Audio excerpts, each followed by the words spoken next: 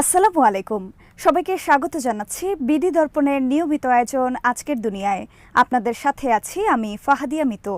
চলুন জেনে নেওয়া যাক সারা দুনিয়ায় এই পর্যন্ত ঘটে যাওয়া প্রধান খবরগুলো।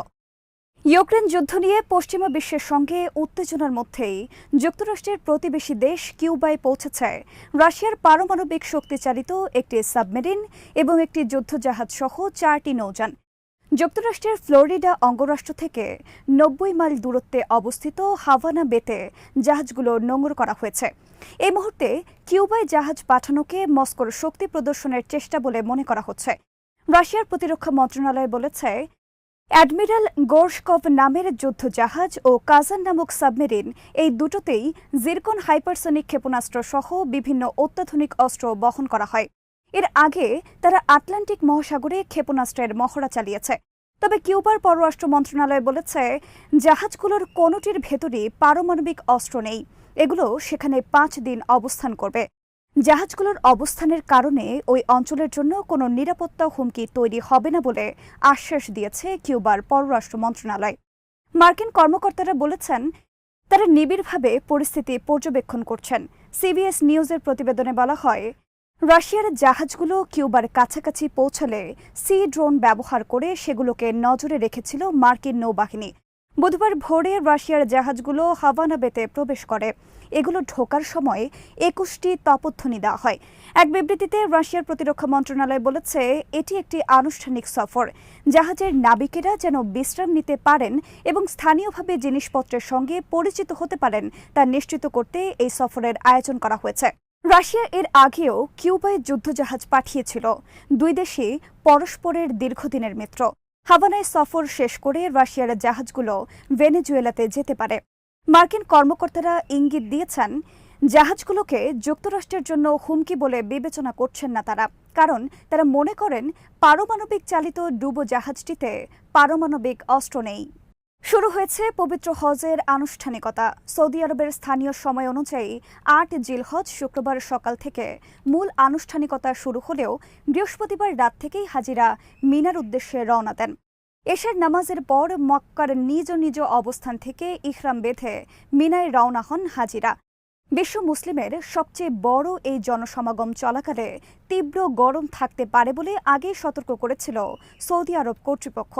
চলমান তাপমাত্রা 48 ডিগ্রি সেলসিয়াসেও পৌঁছাতে পারে বলে হজযাত্রীদের সতর্ক করেছে দেশটি। শুক্রবার দিনটি মিনাতেই কাটান হাজিরা। মিনায় নামাজ এবং আল্লাহকে স্মরণ করে সময় কাটে তাদের। দ্বিতীয় দিন তারা যাবেন আরাফাতের ময়দানে। মিনা থেকে 14.4 কিলোমিটার পথ পাড়ি দিয়ে আরাফাতের ময়দানে উপস্থিত হন লাখো লাখো মানুষ। আরাফাতের ময়দানে সারাদিন কাটানোর পর সূর্যাস্তের পর মুজদালিফায় যাবেন হাজিরা, যা 9 কিলোমিটারের একটি পথ। সেখানে খোলা আকাশের নিচে রাত্রি যাপন করবেন। এ সময় প্রতীকী শয়তানের দিকে ছুঁড়ে মারার জন্য ছোট পাথর সংগ্রহ করেন তারা। তৃতীয় দিন সূর্যোদয়ের আগে হাজিরা মুজদালিফা থেকে মিনার দিকে রওনা দেবেন। মিনায় পৌঁছে তারা প্রতীকী শয়তানকে লক্ষ্য করে ছোট ছোট 7টি নুড়ি পাথর নিক্ষেপ করবেন। পাথর নিক্ষেপ শেষে হাজিদের কোরবানি করতে হয়। কোরবানি শেষে পুরুষ হাজিরা মাথা মুন্ডন করেন এবং ইহরামের কাপড় খোলেন। এরপর সবাই কাবা তাওয়াফ করতে মক্কায় যান। কাবায় 7 চক্কর দেওয়ার পাশাপাশি সাফা ও মারওয়া পাহাড়ে তারা 7 বার আসা যাওয়া করেন। সবকিছু শেষ হবার পর মিনায় তারা তাদের ক্যাম্পে ফিরে যান। উত্তর ইসরায়েলের বিভিন্ন সামরিক স্থাপনা লক্ষ্য করে বৃহস্পতিবার অনেকগুলো হামলা চালিয়েছে লেবানন ভিত্তিক সশস্ত্র সংগঠন হিজবুল্লাহ। এক বিবৃতিতে সংগঠনটি জানিয়েছে, বুধবারের বড় ধরনের হামলার পর বৃহস্পতিবারও তাদের আক্রমণ অব্যাহত ছিল। বৃহস্পতিবার একযোগে ড্রোন ও মিসাইল হামলা চালানো হয়েছে। এসব হামলায় ইসরায়েলের 6টি সেনা ঘাঁটি ক্ষতিগ্রস্ত হয়েছে। হামলায় গ্রাড ও ফালাক মিসাইল ব্যবহার করেছে হিজবুল্লাহ। এদিন আত্মঘাতী কামিকাজে ড্রোন দিয়েও হামলা চালানো হয় উত্তর ইসরায়েলে। ইসরায়েলি সামরিক বাহিনীর উত্তরাঞ্চলীয় কমান্ড হেডকোয়ার্টার হিসেবে ব্যবহৃত দাদো ঘাঁটি, আঞ্চলিক গোয়েন্দা সদর দফতর হিসেবে ব্যবহৃত মিশার ঘাঁটি এবং 7ম আর্মার্ড ব্রিগেডের কাতসাফিয়া মিলিটারি ব্যারাকে সরাসরি আঘাত হানে হিজবুল্লাহর ড্রোন ও মিসাইল। এর কিছুক্ষণ পর মিশার ঘাঁটির গোয়েন্দা কার্যালয়ে দ্বিতীয় দফা হামলা করা হয়। কাতসাফিয়া ব্যারাকেও দ্বিতীয় দফা হামলা চালানো হয়। হিজবুল্লাহ জানিয়েছে, কাদাস ত্রিভুজ এলাকায় ইসরায়েলি সেনাদের গতিবিধির ওপর নজর রেখে তাদের একটি মিলিটারি হামভি লক্ষ্য করে গাইডেড মিসাইল দিয়ে হামলা চালানো হয়। হামলায় গাড়িটি ধ্বংস হয়েছে এবং এর আরোহীরা নিশ্চিতভাবে হতাহত হয়েছে। পরপর 2 দিনের এই হামলায় উত্তর ইসরায়েলের বাসিন্দাদের মধ্যে আতঙ্ক বিরাজ করছে। যুদ্ধের শুরুতেই বেশিরভাগ শহরের বাসিন্দাদের সরিয়ে নেওয়া হয়েছে। এখনও যারা নিজ এলাকায় আছেন তারা রকেট হামলার সাইরেন শোনা মাত্র আতঙ্কিত হয়ে ভূগর্ভস্থ শেল্টারে ঢুকছেন। বৃহস্পতিবারের হামলায় 2 সেনা আহত হওয়ার কথা স্বীকার করেছে ইসরায়েল, তবে প্রকৃত হতাহতের সংখ্যা আরও বেশি বলে মনে করা হচ্ছে। এদিকে গত 8 মাস ধরে চলা যুদ্ধের কিছু পরিসংখ্যান প্রকাশ করেছে হিজবুল্লাহ। সংগঠনটি জানিয়েছে এই সময়ে তারা ইসরায়েলি শহর ও সেনা স্থাপনা লক্ষ্য করে 1194টি সামরিক অভিযান চালিয়েছে, ধ্বংস করেছে 114টি ইসরায়েলি সামরিক যান। এছাড়া 122টি কমান্ড সেন্টার, 493টি বাংকার, 409টি কারিগরি যন্ত্র টার্গেট করে হামলা চালিয়েছে। পাশাপাশি ইসরায়েলের 930টি বসতি ইউনিট, 3টি সামরিক কারখানা, 50টি আর্টিলারি পজিশন ও 10টি আয়রন ডোম টার্গেট করে হামলা হয়েছে। দীর্ঘ এই যুদ্ধে হিজবুল্লাহর যোদ্ধারা ইসরায়েলের 7টি সামরিক ড্রোন ভূপাতিত করেছে, যার মধ্যে 5টি হারভেস ও 2টি স্কাইলার্ক ড্রোন। যুদ্ধের কারণে 43টি বসতি থেকে 2,30,000 বাসিন্দাকে অন্যত্র সরিয়ে নিতে বাধ্য হয়েছে ইসরায়েলি সরকার। ইসরায়েলি গণমাধ্যমের খবরে বলা হয়েছে, লেবানন থেকে হিজবুল্লাহর ছোড়া মিসাইলের আঘাতে উত্তর ইসরায়েলের কমপক্ষে 15টি জায়গায় আগুন লেগেছে। বুধবার ইসরায়েলি সেনা অবস্থানগুলো লক্ষ্য করে আধা ঘণ্টা ধরে একটানা মিসাইল ও ড্রোন হামলা চালিয়েছে হিজবুল্লাহ। আল মায়াদিনের প্রতিনিধি জানিয়েছেন, যুদ্ধের গত 8 মাসে একটানা এতগুলো মিসাইল এর আগে ছোড়া হয়নি। আর ইসরায়েলি মিডিয়া জানিয়েছে, এদিন 107টির বেশি রকেট ছোড়া হয়েছে। এছাড়া পাঠানো হয়েছে অনেকগুলো আত্মঘাতী ড্রোন। হামলার কারণে ইসরায়েলি অস্ত্র নির্মাতা কোম্পানি রাফায়েল অ্যাডভান্সড ডিফেন্স সিস্টেমের একটি কারখানা ক্ষতিগ্রস্ত হয়েছে। এদিন হামলার পর লেবানন সীমান্তের 10 কিলোমিটারের মধ্যে যতগুলো ইসরায়েলি শহর ছিল তার সব বাসিন্দাকে ভূগর্ভস্থ শেল্টারে আশ্রয় নিতে হয়েছে। সামাজিক যোগাযোগ মাধ্যমে ছড়িয়ে পড়া কিছু ভিডিও ক্লিপে বিভিন্ন জায়গায় আগুন জ্বলতে দেখা গেছে। আল মায়াদিনের প্রতিনিধি জানিয়েছেন, বুধবারের হামলা ছিল গত 8 মাসের মধ্যে সবচেয়ে ভয়াবহ। এদিন 10 মিনিটের মধ্যে 100টির বেশি মিসাইল ছোড়া হয়েছে, যার ফলে Israeli air defence system iron dome এসব হামলা প্রতিরোধ করতে হিমশিম খেয়েছে। ইসরায়েলি সংবাদ মাধ্যমগুলো কিব্বুজ ইয়ারুন অবৈধ ইহুদি বসতির একটি ভবনে অগ্নিকাণ্ডের খবর দিয়েছে। এছাড়া অধিকৃত গোলান উপত্যকা ও আপার আল জলিল এলাকায় আরও অন্তত 15টি জায়গায় আগুন লাগার কথা জানিয়েছে। রশ পিনা ও শামির বসতিতেও রকেট পড়েছে। সাফাত শহরের স্কুলগুলো বন্ধ ঘোষণা করা হয়েছে। এদিকে লোহিত সাগর ও আরব সাগরে 3টি জাহাজে হামলা চালিয়েছে ইয়েমেনের হুথি আনসারুল্লাহ গোষ্ঠী। হুথিদের মুখপাত্র ব্রিগেডিয়ার জেনারেল ইয়াহিয়া সারি বৃহস্পতিবার জানিয়েছেন এই তথ্য। তিনি বলেন, হুথি মিসাইল ফোর্স প্রথম হামলাটি চালিয়েছে আরব সাগরে ভারবেনা নামের একটি জাহাজের ওপর। হামলায় জাহাজটি ক্ষতিগ্রস্ত হয়েছে। মার্কিন সামরিক বাহিনীর সেন্ট্রাল কমান্ড জানিয়েছে, 2টি মিসাইল আঘাত হানার পর জাহাজটিতে আগুন ধরে গেছে। এতে কয়েকজন নাবিক আহত হয়েছেন। এরপর সি গার্ডিয়ান ও আথিরা নামের 2টি জাহাজে হামলা করে হুথিরা। ব্যালিস্টিক মিসাইল ও ড্রোন ব্যবহার করে এই হামলা করা হয়। এই 2টি জাহাজেও হুথি হামলা সরাসরি আঘাত এনেছে।